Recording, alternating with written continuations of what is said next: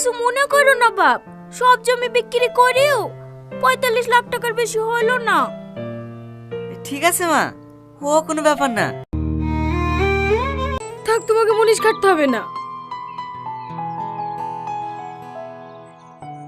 এই লাও ধরো, এই দুটো বন্দুক দিয়ে তুমি যে কোনো একটা ব্যবসা শুরু করো গা।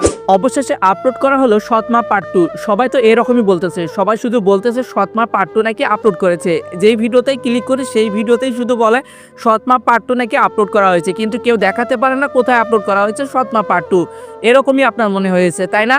আমি আপনাদের চ্যালেঞ্জ দিয়ে বলতে পারি, আপনি যদি এই ভিডিওটা শেষ পর্যন্ত দেখেন, আমি আপনাদের চ্যালেঞ্জ দিচ্ছি, আপনারা অবশ্যই দেখতে পারবেন কোথায় আপলোড করা হয়েছে সৎমা পার্ট 2। এই ভিডিওটা সব ভিডিও থেকে অনেক আলাদা হতে চলেছে। এই ভিডিওটা দেখলে আপনাদের সৎমা পার্ট 2 এর জন্য আর কোনো ভিডিও দেখতে হবে না। আমি আপনাদের চ্যালেঞ্জ দিচ্ছি, এই ভিডিওটার শেষে আপনারা অবশ্যই দেখতে পারবেন কোথায় আপলোড করা হয়েছে সৎমা পার্ট 2।